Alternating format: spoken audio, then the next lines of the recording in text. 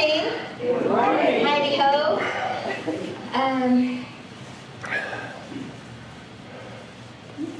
I'm more comfortable than I think I've ever been on this stage. And you know why? Because I got off my position.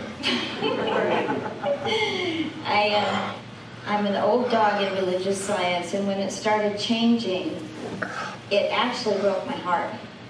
I wanted the old days. I wanted it not to change. I wanted a Silmar to be like a cozy camp, and I wanted our symbol, and I wanted my teachers, and then I stayed away from CSL, and the reason I'm comfortable is that I made amends to the Reverend Dr. Kathy Hearn that used to be my student. She's my very, very good friend. I made amends to Bonnie, and I made amends to Peggy Shin, who was the one that I met first here, and she insisted I come here, so blame her. So forgiveness is permission to move on, and I received forgiveness. And I just want to say that because people have repeated my reputation around town, and it's pretty awful. In fact, last time I was so nervous because what was fed back to me was, oh, she's the minister that's an alcoholic and she was fired. And it's true. I resigned, but just in the nick of time. You know, the steamroller was at me. I no longer belonged here, clearly, but I resigned. So when I came here, I was in my addiction, and 3 of my students came to my door and got me back to AA. So I was in my addiction for 2 years and sober for 2 years. And the healing process, I thought I came to be this fabulous minister that was going to take this center to its highest expression. You know, I was really going to do it. You hear the I? Actually, I came here to get sober and splatter into the mirror. I totally lost my identity. Totally. And it's been a long, long healing. At one point, I lost the 2 things that after I left here, I had nothing. Nothing that I was used to, nothing. Except 2 things, my boyfriend and my dog. But I was with my boyfriend for 4 years. The night I told him I was in love with him, he died. It's funny now. It wasn't. It really wasn't before. I finally wanted to be in a relationship, and I said, okay, I love you. He was up in Pinos Altos, and he and my dog and I were the best thing in my life after I left here. We'd go up to the Gila and hike every Monday, and then my dog was taken from me, and I was out for 2 years. So, and always I stayed with Ernest Holmes. Never left Ernie. Never left him. In United Spirit, it was the Science of Mind that got us through 160 deaths of our dear, dear people with AIDS. Science of Mind will get you through anything. And any class in Science of Mind is worth taking. And Teresa Valenzuela is amazing. I mean, her first Sunday was my last Sunday. And here we are. So, and the other thing I want to say, I always talk about what I wear and a tip for the chicks.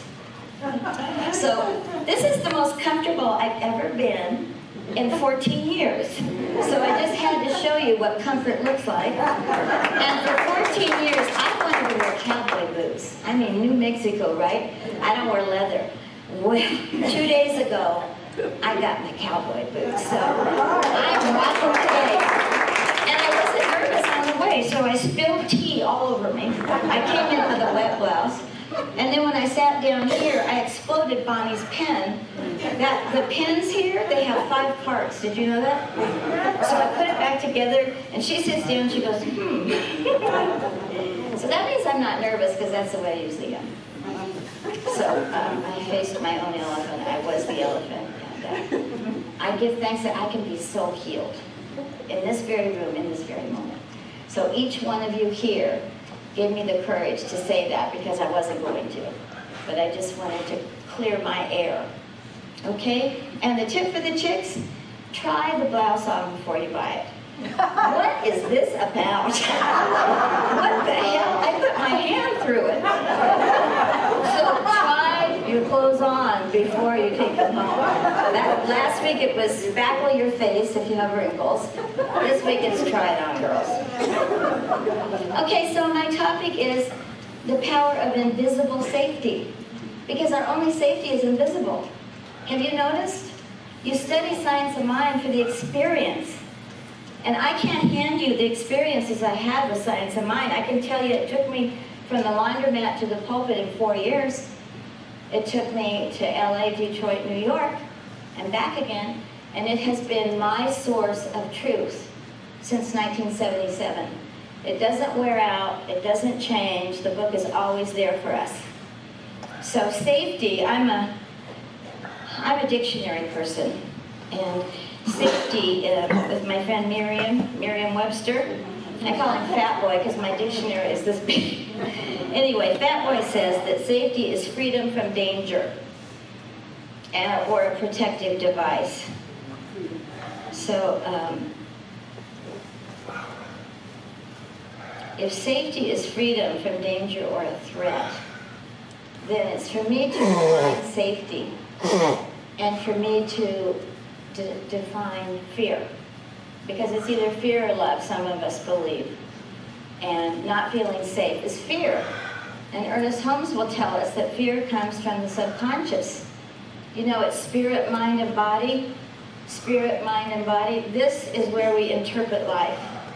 We sense, I have a radio program on Sundays, that's the slot they gave me.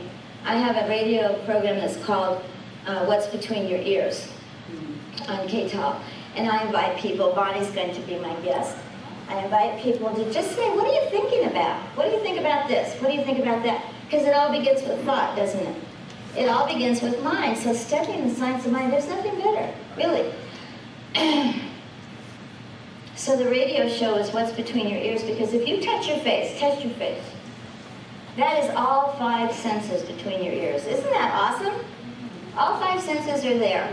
So first we sense something, like we smell something, and then we interpret, like if it's lavender. I had a lavender bath this morning. Jean Houston, I went on a search for the Grail all over Great Britain with her, and I bought lavender in this really cool shop. She hates it. So, and how do we base our opinions? From the past. So the subconscious is in the past. If you look at the, excuse me, if you look at the chart in the Science of Mind, this is the 50th anniversary version. Doug has the deluxe Cadillac version. If you look at this chart on, doesn't have a page, but it's chart number 2B, okay? So this is the conscious. This is when we get an idea, we know something. This is where we interpret it. In the middle, thoughts, and this is where we experience it. So some people say that this is a storehouse of memory. The mind is memory. And Ernest Holmes says it too, because he, in the glossary, he says fear is the opposite. It's the negation of faith. Fear or faith. So when do you feel safe? I wrote, I am safe when, I am safe when, I am safe when. With whom, where, time of day, where am I safe? And we have a good idea what safety is. And so Ernest Holmes tells us to see what you want to see and forget the rest. So if you want to be safe, know what safety is, and then you can decide a symbol of safety, which would always be dogs for me. And then you can press your heart, you can think of what you really love, and breathe into it, and press, and press, and press, and release, and that's your panic button. Dogs. Oh, I'm fine. I'm fine. Dogs. Spiritual truth. So, my source books this morning are the Bible and Science of Mind and Eckhart Tolle, and always the Bhagavad Gita. And what I was reading, I always read the book of John. And how many people have read the book of John? Okay, so bring me on to have a class on the book of John. It's awesome. There's no Mary, Joseph, and the jackass. It's just the Word became flesh and dwelt among us. In the beginning was the Word. How does Genesis start? In the beginning, God said. So it's all about words. Words come from thoughts. So one thing I really love about the book of John is that Jesus didn't say, I want out of this. In the garden, in John's translation in the Aramaic is, for this very thing I came. He never said, in the Gospels, in the red letters, look out, Jesus never said he was dying for our sins, ever. Not in the Gospels. Not, that's Paul. So he said he came that we might have life and have it more abundantly. He came as a witness to the truth. And so when he was leaving, there's this beautiful chapter, chapter 14, is Jesus taking his last shot with the disciples. And he says, God, they go, where are you going? Where are you going? Don't leave us, don't leave us. You know that one? Like Gene Houston teaches the power of what abandonment and betrayal can do with us. And so they're losing Jesus. They do not want to. And so he says, I have to go or the Comforter can't come. And the Comforter, he says, is spirit and truth. And guess what? In the teachings of Jesus, in the Science of Mind, it's all the book of John. Ernie and I are type. He loved animals. He loved people. He loved a Silomar. He'd get his Pendleton shirt on and his loafers, and they'd get in the car with two other guys, and he'd say, which way do you want to go, fellas? 101 or 1? And they go, 101, because they're going to be in the car with Ernie, and, you know, he always teaches. So he says, Highway 1 it is. He picked up a hitchhiker. That hitchhiker became a minister.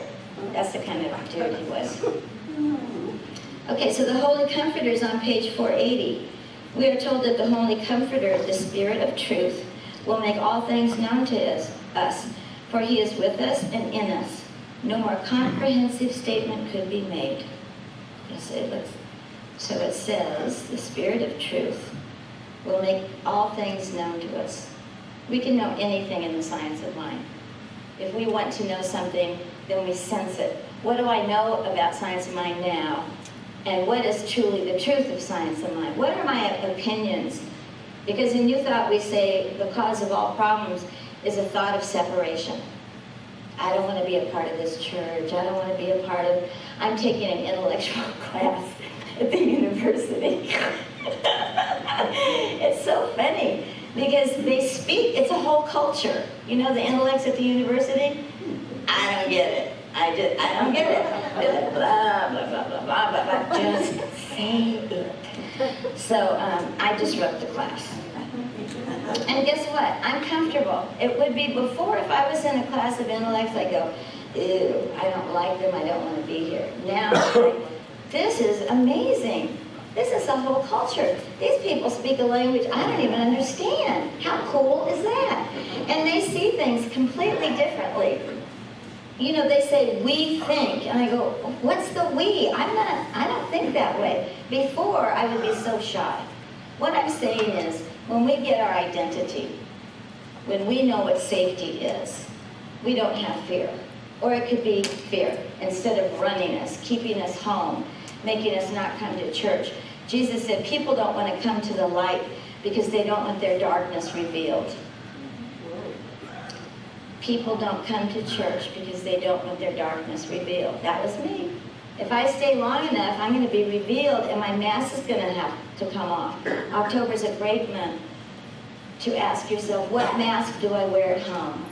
What mask do I wear in the car? Not that. I don't do that anymore. And in LA with the traffic, my car became a rolling chapel. I refused to be at the effect of traffic. And so I had incense and I had music and I just would go into the space of acceptance and love. It's possible, it really is. So what mask do we wear when? I'm happy to say I don't think I have a mask on today. You know, you can know anything you want, and what I hope you know about me today, right now, is that I'm doing my very best to give a message that would be practical and applicable in your life. That this isn't, and hopefully you resonate with something. Because everything's a vibration, and we have to go where we resonate. You know, I don't resonate in that class, but I'm having a good time. And I'm speaking my fact, my truth, and I'm comfortable with myself. I mean, I got cowboy boots. What could be better? That's it for me. Intuition is the speech of this comforter. So there is this comfort within you, this safety within you always. How about the Quakers during a Native American response to our invasion and murder? So there's a war going on between the Native Americans and the invaders, us. And everyone is scared spitless. And they run or they hide or they get more arsenal, more guns, more everything. The Quakers closed their windows, closed the shutters, and went to stillness. And they were never attacked. Isn't that safety in the midst of horror? In the midst of the race thought was, we gotta fight, we gotta get guns, we gotta fight. And the Quakers just went still. So we make up fear from our past. Terry Cole Whitaker used to tell this story, and she'd go, I know you've heard it, and I'm telling it again. It's about a woman having a nightmare. And this huge, slimy, stinky monster is chasing her, chasing her, chasing her, chasing her. And finally she's trapped. She's trapped in like a box of the hall and the walls. And she goes, no, no, no, what are you going to do to me? What are you going to do to me? He says, I don't know, lady, it's your nightmare.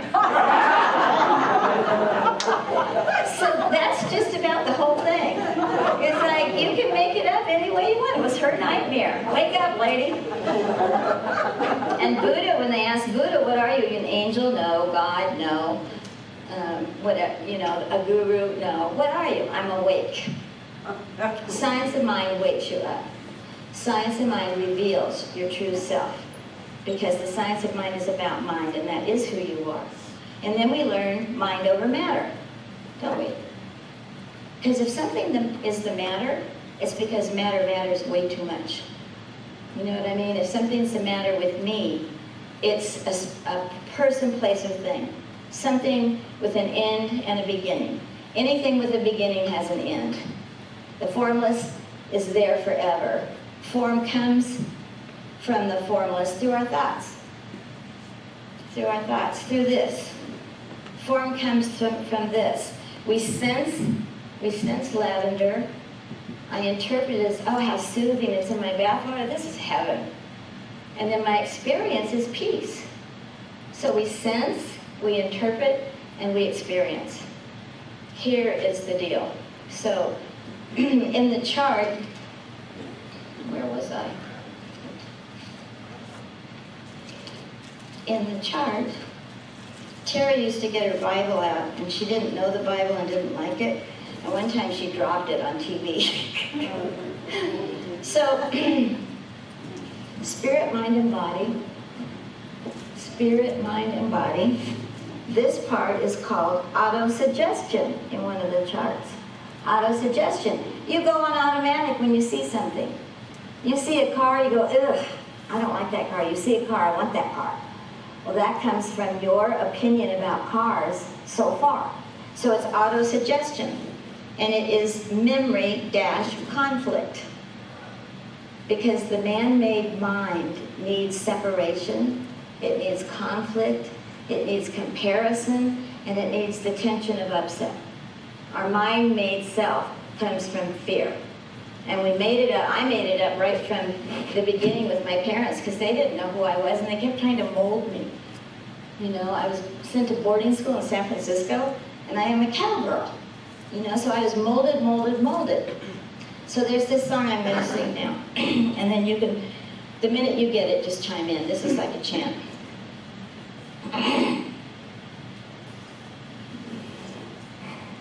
Spirit of the living God, fall afresh on me.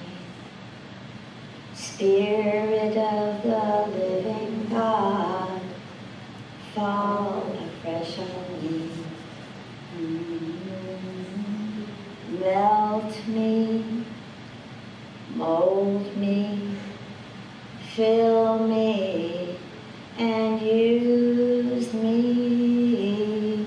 Spirit of the living God, fall afresh on me.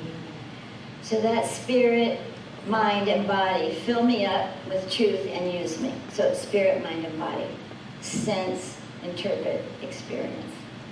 So the other things he says the subjective is unconscious, karma, inherited tendencies. You know, when you say, well, it's genetic, Ernest Holmes says you inherit tendencies, but you don't have to act on them. You inherit tendencies, but you don't have to act on them. So when something comes up, when I'm like my mother, it's either really great, I'm either like into healing work or animal work or nature work. She was a golfer, she was an artist, and then she turned into a monster. So if I'm not centered in the truth of my being, what the good things I got from her, she sends understudies from the grave. You know what I mean? Like you attract people like the person you think didn't love you. And so if I'm healed, no one's like the bad part of my mother. If I'm healed, I seek people out like my mother. You know, it's a coin. Do you want faith or do you want fear? Do you want to look at what you want, or do you want to remember the horror? The past is the past, right? Prenatal conditions, images of thought, and race suggestion. Last thing I'm going to say about Science of Mind, because I know you study it here and it's spoken here, is that when I was working with people that were going to die, every single one of them, in the beginning of AIDS. And so I had to be with them. And Louise Hay, God bless her, aren't we loved? I knew her, I loved her, I was her colleague, I was her friend, and I did her group once a month. And she would say, if you love yourself, you can heal yourself. That's a tall order when you're covered with lesions and you have tubes everywhere. She always loved people, but they felt like failures. And so I thought, how can I use the hot science of mind with this? You know, they're dying. That's the physical fact. They were living and they went on living, but their bodies were dropping. We drop the body, spirit lives. And so I reread the textbook, all of it. And he says, race suggestion is a prolific source of disease. Race suggestion, that means, Lily Tomlin calls it the collective hunch. Race thought can be a prolific source of disease. And he says, we have, and this thing called you, he said, we have all time within us, all experiences, all people, places, and things. It's in the air, like Akashic records. So you don't have to think yourself to be sick. My version is, if you render yourself susceptible to disease, you're going to get it. And the way I render myself, low energy, low immune system is upset, reaction, exhaustion, all those things lower your immune system, and pow, you have a cold. It's not wrong to have a cold. It isn't at all. To have a cold is to receive love. To be sick is to receive love. Does all of this make sense to you?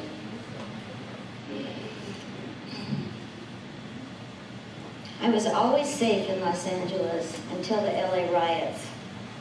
And I was always arguing with my ex-husband, who was my friend.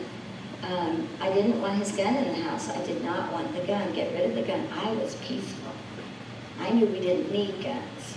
I didn't want the gun in the house. The riots started happening. We lived right off Melrose.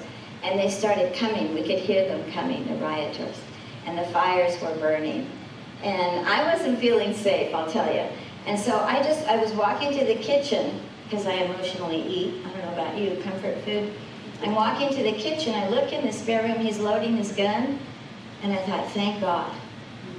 So a strong opinion is dangerous, isn't it? It's brittle, and it'll break. But that moment, I didn't want someone with an altered consciousness coming into my house. My first thought was, don't kill my dogs, of course. Then it was me, and then it was my husband. That's the way it is. You have a personality. So can you imagine, in that moment, I got off it with guns. I mean, that'll probably bring up stuff for you. I almost said manure. But yeah, it brought up stuff for me. It really did. So safety is within you. There is no safety in people, places, and things. Safety is the infinite presence without anything going on. It's that infinite. We can tap into safety. Whatever you want to call the infinite presence, if you call it God or the presence or Jesus or Muhammad or whatever, that presence that you can't touch who you are. You can block it, you can cloud it over with your thoughts and your experiences, but that light doesn't go out. And when you drop your body, that light joins light. I'm telling you like I know something. I don't know, but that's my latest interpretation. And I absolutely experience from people dying that who they are lifts out of the body. Who they are lives on. And you know your loved ones live on in your heart. That's life. That's love. Love's eternal. Life is eternal. If you miss them, they're immortal, aren't they? They're here. They're in our hearts and minds. Like Skip. So there's a chant from a Science of Mind class with the Baileys. And it was really hard. I think it was Roots. Yeah, Roots. Have you guys taken Roots? Yes. Take it, especially if you resist it. Take it. And I took it from the practitioners. I was the minister. And there was practice the presence and the power of the presence. So a chant came out of that, and I'm going to hope you join within me. Within me. Well, yeah. Join me in spirit. I surrender to the power and the presence of God within me. Larry's doing it. I surrender to the power and the presence of God within me. I surrender to the power and the presence of God within me. I surrender to the power and the presence of God within me. Three more times. I surrender to the power and the presence of God within me. I surrender to the power and the presence of God within me. All right, so now breathe and be still.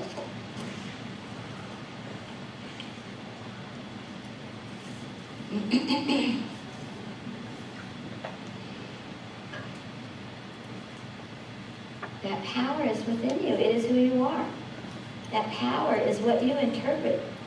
First you sense it as maybe a person, place, or thing with your 5 senses. You hear it, you touch it, you hear it, you feel it, you speak it. First you sense it. You're sensing the presence. And the power is the power that you have to interpret that presence as. I interpret the presence as the experience of CSL this morning. I interpret the power, the presence of the power when everyone looks at me with either huh or right on or I don't know. Okay, so all these books I have, they all look pretty much like this. The Bhagavad Gita, the Bible, and Science of Mind, they're always with me. And it boils down to Science of Mind's statement, let life live through you. Let life live through you. If you let the presence melt you, mold you, and fill you, you can interpret that presence instead of repeating the past and reacting. When someone says something, you don't need to, like me, a robotic reaction. And now it's a mindful response. I can actually push the button before my mouth comes into gear. I know some of you don't believe that. But occasionally, on a good day, on a really good day, I have one more thing to tell you, but I don't remember what it is. There's a Tibetan saying about safety. And, Tibetan monks begin with death. They begin in the cemetery. And they end up enchanting. The Bible says pray. Science of Mind says experience the presence. Focus on the presence. Interpret the presence for yourself. My experience of the presence is, it's the is. To me, it's the big is. And then it's ising. And then it is. So it is. And then it's Sandhi ising, and then it's Sandhi formless. You know what I mean? Is, ising, and is. It just is. It just is. Okay, so the Science of Mind message is let life live through you. Eckhart Tolle's is, leave life alone. And that's what it all boils down to, you know, all these notes, all these papers, I'm going to say this, I'm going to say that, I'm going to... So, and the Bhagavad Gita says, chant and be happy. Why not? We just chanted, didn't it make you, how did it make you feel? Because it was the truth. The Comforter is the Spirit of truth. The Comforter is within us, or not. We can have the terrorist or the Comforter. You know, I don't know about you, but my busy mind and my little self and my high self often can do battle. I'm going to do the top. No, you're not. You're not going to feel good. They're not going to want you, blah, blah, blah. So what I do is between my ears, I declare DMZ. You know what that is? I can't remember. Military zone. Demilitarized. I say DMZ so much. So let's declare DMZ between our ears. Let's let God win. Let's let the is be the source, not the past. My friend Miriam, Fat Boy, says that mind is memory. Check that one out. So mind is memory. If I say I want to fall in love, and I have stuff with my mother here, I'll fall in love with someone like my mother. Because my thought goes through the subconscious, doesn't it? And so if I have a clear subconscious, I fall in love. Which, you know, I'm sparing men. The least I can do for men is stay away from them, because the man I started having coffee with after my boyfriend dropped dead in the parking lot. Call me Spider Woman. Okay. So what was that all about? That was all about the power, the invisible power of safety. The only thing that matters is invisible. Ministers all over the world are trying to describe something that's indescribable, give what isn't givable, teach what isn't teachable, so we depend on the presence, don't we, Bonnie? We come up here and we interpret the presence as safety. And hopefully that's what you're doing right now. My sense of safety is. And I can have my safety button anytime. I don't have to be fearful. Look at Gandhi. A man in one piece of clothing gets rid of the empire of Great Britain. One man, one nonviolent man in one piece of clothing. And his daily reading was the Bhagavad Gita, which is mine too. So let's be still just a moment and define yourself. Define safety. And define the energy behind safety. What is the energy of safety for you?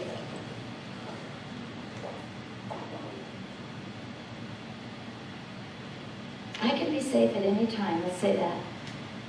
I can be safe at any time. Safety is within me.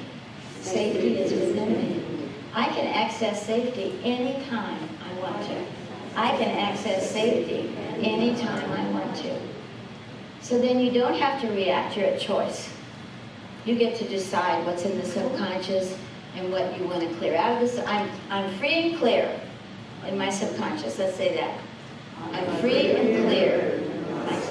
Okay, now I have a gift for everybody. It's a Q-tip. How many people know what I'm going to say about Q-tip? Let's see, Q-tip. Q-T-I-P. Let's say that. Q-T-I-P.